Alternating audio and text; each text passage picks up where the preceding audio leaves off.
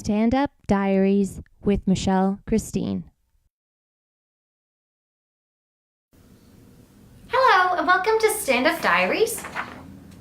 Entry 131. And this one's called Barking for Crowds. And there's a picture of a little dog's head being like, comedy show. And barking is just kind of like the term you use for if you're trying to get people maybe off the street to come into a comedy show that night or that week or something along those lines.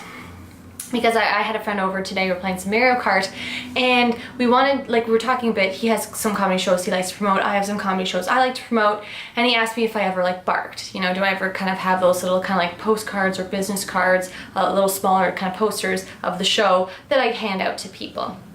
And I don't, and it's probably a good idea.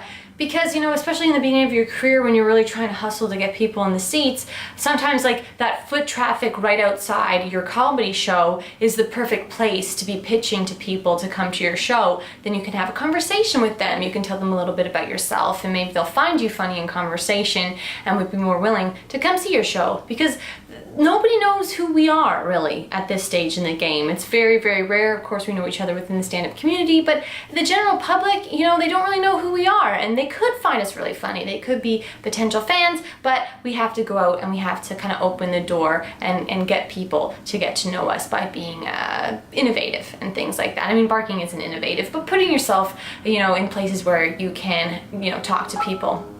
That was just my phone. It is what it is. Actually, I saw this thing about Costco selling duck tenders from China, and that this Yorkshire Terrier died of renal failure after eating duck tenders for a few weeks from Costco. And I looked, and I have duck tenders for our Yorkshire Terrier, and I looked at the back and they were from China, and I was like, oh my God, I really hope I haven't been slowly poisoning my Yorkshire Terrier. That'd be awful. So I threw them in the garbage even though the package was nearly full. So, well, maybe thankfully the package was nearly full. So always be careful of stuff that you buy, that you feed your pets from other countries, because it doesn't have the same standards as, say, something made in Canada. Well, here's hoping. You never know, right?